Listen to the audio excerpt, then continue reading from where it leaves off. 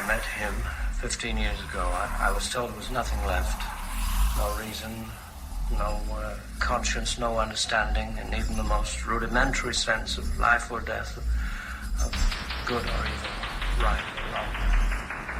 I met this 6-year-old child with this blank, pale, emotionless face.